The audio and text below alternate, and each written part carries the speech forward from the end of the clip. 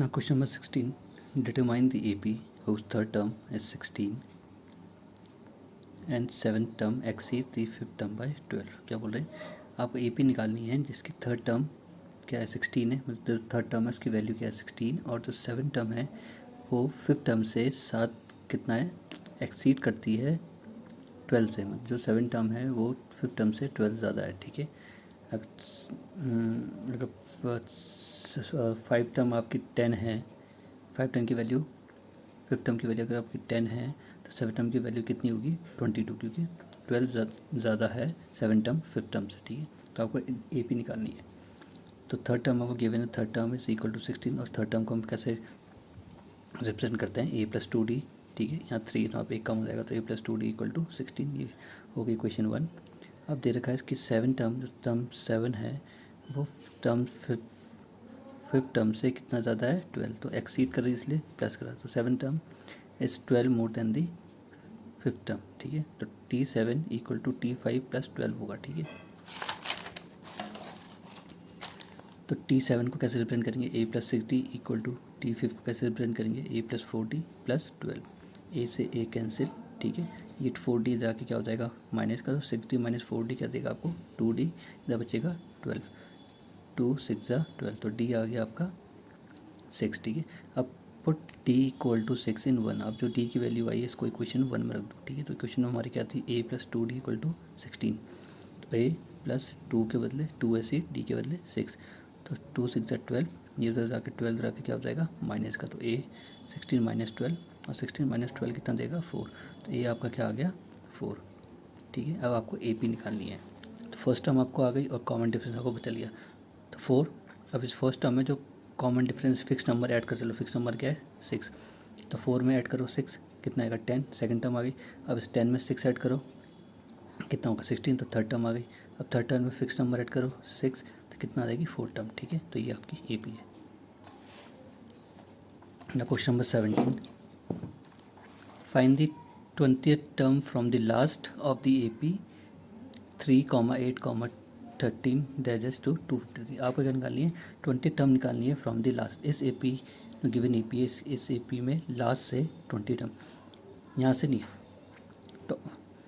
From क्या top से नहीं निकालनी है, आपको बॉटम से निकालनी है इसकी 20 टर्म यहाँ से। ठीक है, मैंने आपको बताया बेसिक इसका फॉर्मूला क्या होता है, nth term from the last क्या होता है L - n - 1D। ठीक है, जब भी ऐसे क्वेश्चन आएंगे find the nth term from the last, तो आप क्या लगाओगे, कौन सा फॉर्मूला लगाओगे, nth term from the last equal to L - n - 1D, सबसे ईजी। ठीक है, ऑल्टरनेट करने का और तरीका, पहले यहाँ से हम इसका n निकालेंगे फिर रिवर्स करके, तो वो थोड़ा लंबा पड़ जाएगा, तो हम इसको शॉर्ट करेंगे। ठीक, तो A हमें पता है क्या है 3 है, L हमें पता है 253, लास्ट टर्म 253 है, फर्स्ट टर्म हमारी क्या है 3, तो 20th term from the last क्या होती है L - n - 1D। ठीक है, एक फॉर्मूला होता है लास्ट टर्म गिवन का कि लास्ट टर्म निकालने का, वो होता है L + n - 1D, लेकिन जब भी ऐसा क्वेश्चन आएगा कि nth find the nth term from the last, last से आपको nth टर्म निकाली, तो ये फॉर्मूला लगता है, और बोलेंगे what is the last term of the given AP, तो उसका लगता है L + n - 1D। ठीक है, प्लस आता है यहाँ पे, लेकिन जब भी nth term from the last तो L - n - 1D। ठीक है, तो L आपको दे रखा है 253 माइनस, ठीक है, कौन सी टर्म पूछे हैं लास्ट से 20, तो n के बदले 20 - 1, और D हमारा कितना है A2 - A1, 8 - 3 5। ठीक है, 253 ऐसे 19 आएगा, 19 5 जा 95, 253 - 95 देगा आपको 158। सो जो लास्ट टर्म होगी, जो 20 टर्म होगी लास्ट से हमारी, वो क्या है 158, मतलब यहाँ से आप चलोगे, पीछे से चलोगे आप, लास्ट से चलोगे आप टॉप के लिए, तो जो 20th टर्म आएगी उसकी वैल्यू कितनी है 150। जैसे ये तो फर्स्ट टर्म होगी लास्ट से, फिर इसके बाद एक और टर्म आएगी 253, यहाँ पे एक टर्म आएगी वो क्या रहेगी सेकंड, फिर एक और आएगी थर्ड, फोर्थ, ऐसे पीछे से काउंटिंग रिवर्स में करना आपको, जो रिवर्स से आपकी जो 20 टर्म आएगी उसकी वैल्यू कितनी है 158। ठीक है ना, question number 18, the sum of 4th and 8th term of AP is 24 and the sum of 6 and 10th term is 44. Find the first 3 terms of AP। क्या बोल रहे हैं, फोर्थ और 8th टर्म, दो टर्म है, फोर्थ और 8th term का सम दे रखा है आपको 24, वैसे ही 6th टर्म और 10th टर्म है उसका भी सम दे रखा है 44। ठीक है, तो आपको फर्स्ट 3 टर्म्स निकालनी AP, तो टर्म 4 प्लस टर्म 8 का सम कितना है 24, इक्वेशन 1। टर्म 6 प्लस टर्म 10 का सम कितना है 44, ठीक है, ये हो गया क्वेश्चन सेकंड। अब क्वेश्चन 1 इम्प्लाइज क्या था, T4 plus T8 equal to 28। Term 4 कैसे रिप्रेजेंट करते हैं, a प्लस 3d, फिर था टर्म 8 को कैसे रिप्रेजेंट करेंगे, a plus 7d equal to 24। a और a 2a, 3d plus 7d 10d equal to 24। 2 common लेंगे, यहाँ पे आ जाएगा a, यहाँ पे आएगा 5 और उस 2 से कैंसिल हो जाएगा 24 12 टाइम्स, ठीक है। तो पहले क्वेश्चन बन गया हमारी a plus 5d equal to 12d, ठीक है। अब question second implies, second question में क्या था हमारा, term 6 plus term 10 equal to था 44। टर्म 6 को कैसे प्रेजेंट करते हैं, a प्लस 5d से, प्लस टर्म 10 को कैसे प्रेजेंट करते हैं, a प्लस 9d से और equal to 44। a plus a 2a, 5d plus 9d 14d equal to 44। 2 common लिया, यहाँ बचेगा a, यहाँ 7 और वो जो 2 कॉमन लिया उससे 44 कैंसिल होकर कितना आ जाएगा 22। ये हो गया हमारी इक्वेशन बी। ना solving equation a and b simultaneously, sign change कर दिए, a से a cancel, -7d plus 5d का देगा आपको माइनस का 2d और माइनस का 22 प्लस का 12 देगा आपको माइनस का 10, ठीक है। माइनस से माइनस कैंसिल और इस 2 से ये 10 कैंसिल कितना देगा आपको d5। अब इस d की वैल्यू चाहे आप a में रखो या b में रखो, तो put d equal to 5 in a। So a क्या था हमारा, a क्वेश्चन थी हमारी a plus 5d equal to 12। तो a 5d, तो a प्लस 5d था, d के बदले 5 इक्वल टू 12। a ऐसी 5 5 से 25 हो जाके क्या हो जाएगा माइनस का, तो 12 माइनस 25 देगा आपको -13। तो a आ गया हमारा -13। तो फर्स्ट टर्म हमारी आ गई -13 और कॉमन डिफरेंस क्या है 5, जो मीन्स जो हमें फिक्स नंबर ऐड करना है वो क्या है 5।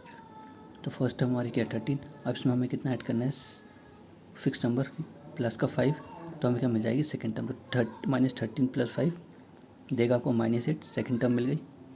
अब फिर से इस -8 में प्लस 5 ऐड करेंगे तो हमें क्या मिल जाएगी थर्ड टर्म। तो -8 प्लस 5 देगा आपको -3, ठीक है। कुल 3 टर्म पूछी थी आप ये AP की, तो ये आपका आंसर है।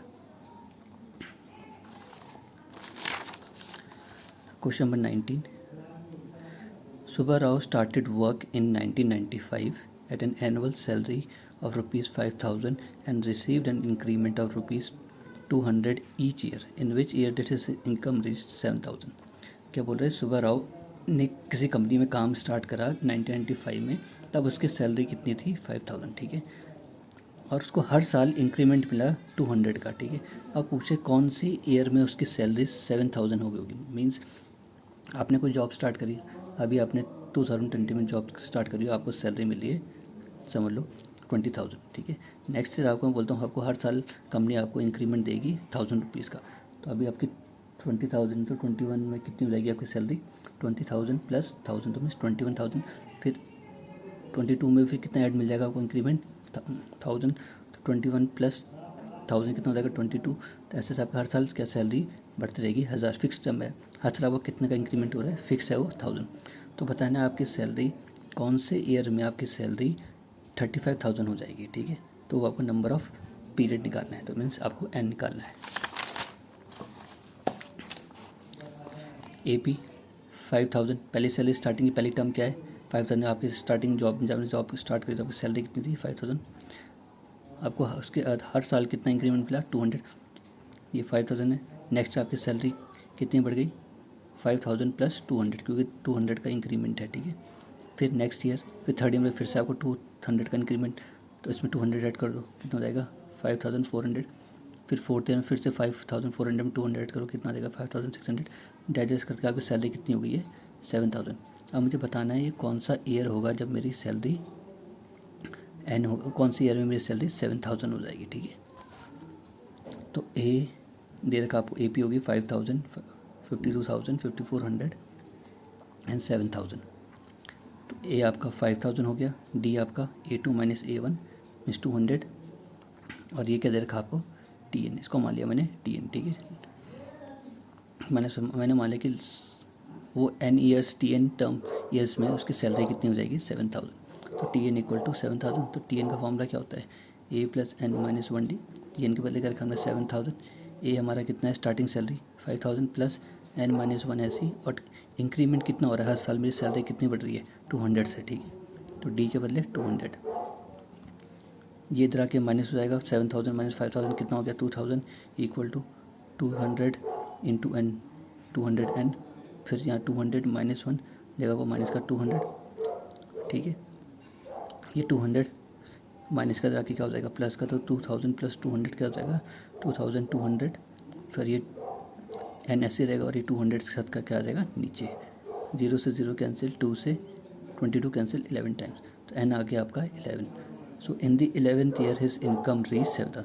तो आपको 11 साल के बाद आपकी सैलरी, सुबह की सैलरी कितनी हो जाएगी 7,000। पहले साल की सैलरी कितनी थी 5,000, सेकेंड ईयर इतनी, थर्ड ईयर इतनी, फोर्थ ईयर, तो ऐसे ऐसे करके 11 जब उसको उस कंपनी में 11 साल हो जाएंगे तब उसकी सैलरी कितनी हो जाएगी 7,000, ठीक है। Now question number 20. Ramkali saved ₹5 in the first week of the year and then increased his weekly saving by ₹1.75. If in the nth week, her weekly saving become ₹20.75, पैसा फाइंड एन। क्या बोल रहे रामकली का है, उसने क्या करा पहले हफ्ते 5 रुपये सेव करे, फर्स्ट वीक में कितने रुपये सेव करे उसने फर्स्ट वीक में, तो मैंने मंथ का जो फर्स्ट वीक उसमें 5 रुपये सेव करे, ठीक है, किसी ईयर के। उसके बाद वो हर वीक इतने रुपये वो सेव करती है महीने का, हर हफ्ते, ठीक है। पहले हफ्ते इतने करे, उसका जो सेकेंड वीक होगा उसमें 1.75, फिर जो थर्ड वीक होगा उसमें फिर से इसने 1.75 सेव करे, ठीक है। तो बताने कौन से वीक में उसकी सेविंग कितनी हो जाएगी, इतने, कौन से वीक में उसके पास इतने रुपये आ जाएंगे सेव करके, ठीक है। तो आपको एंड निकालना है भाई। तो देखो ए पी होगी, फर्स्ट वीक में उसने सेव करते 5, सेकेंड वीक में उसने इंक्रीज़ कर दी अपनी वीकली सेविंग किससे 1.75 से, मतलब 5 तो उसने सेव करे लेकिन प्लस उसमें 1.75 और सेव करे, तो 5 प्लस 1.75 कितना देगा आपको 6.75। अब थर्ड वीक में उसने इतना सा सेव करा लेकिन हर वीक अब वो इस कांस्टेंट अमाउंट को सेव करती रही, तो सेकंड वीक में आके सैलरी सेविंग कितनी थी, थर्ड वीक में क्या होगा 6.75 प्लस 1.75 ऐड कर दो, उसमें कितना आ गया 850। थर्ड वीक में आपने इतना सेव करा, और फोर्थ वीक में इतना तो सेव करा प्लस 1.75 जो कॉन्स्टेंट वो क्या कर रही है हर वीकली इंक्रीज़ कर रही है अपनी, ठीक है। इतने से इतने फिर से इस सैलरी अपनी सेविंग इससे इंक्रीज़ कर दी, फिर थर्ड वीक आ गया, थर्ड वीक इतनी सेविंग करी, अब प्लस फोर्थ वीक में ये तो सेव करेगी प्लस इतना और सेव करेगी, तो 8.50 प्लस 1.75 ऐसे एडजस्ट करके उसकी लास्ट सेविंग कितनी हो जाती है 20.75, ठीक है। तो ए हमारा क्या होगा फर्स्ट वीक की जो सेविंग है 5, डी क्या होगा A2 माइनस A1, तो 6.75 माइनस 5 कितना आ गया 1.75, जो उसकी वीकली सेविंग है, हर वीकली सेविंग में वो इतना सेव कर ही रही है, ठीक है। स्टार्टिंग में 5 करा उसने सेव, लेकिन उसके बाद हर वीक वो इतना सेव कर रही है कॉन्स्टेंट, सेकेंड वीक में भी इतना और सेव करा, थर्ड वीक में और इतना सेव करा, ठीक है। तो मैंने मान लिया लेट TN इक्वल टू 20.75, मैंने मान लिया कि जो एन वीक में उसने सेव करा वो क्या है 20.75, ठीक है। तो जहाँ तक TN होगा वहाँ पे कर दूँगा मैं 20.75। तो TN का फॉर्मूला क्या होता है TN equal to A plus N minus 1D। तो TN के बदले 20.75, A पहले स्टार्टिंग की इनिशियल सेविंग कितनी थी उसकी पहले वीक में 5 प्लस N माइनस 1, N हमें पता नहीं कि कौन से वीक में उसकी, वही तो निकालना है हमें, और D हमें पता है कि हर वीक कितना वो सेव कर रही है 1.75, हर वीक वो इतना सेव कर रही है, ठीक है। इफ प्लस का 5 जाके माइनस का हो जाएगा, ठीक है, N माइनस 1 इंटू 1.75 ऐसी, यहाँ से बचेगा आपका 15.75 और ये 1.75 इसके नीचे आ जाएगा, इधर बच जाएगा आपका N माइनस 1, ये कैंसिल होगा आपका 9 टाइम्स, तो 9 इक्वल टू N माइनस 1, ये माइनस का 1 इधर आके क्या हो जाएगा प्लस का, तो कितना आ गया N इक्वल टू 10। तो 10 वीक में उसकी सेविंग कितनी हो जाएगी 20.75। फर्स्ट वीक में उसकी सेविंग कितनी थी इतनी, सेकेंड वीक में इतनी, थर्ड वीक में इतनी, तो ऐसे कितने वीक लेगी वो, जब उसके पास सेविंग कितनी हो जाएगी 20.75, तो वो है 10 वीक। इन 10 वीक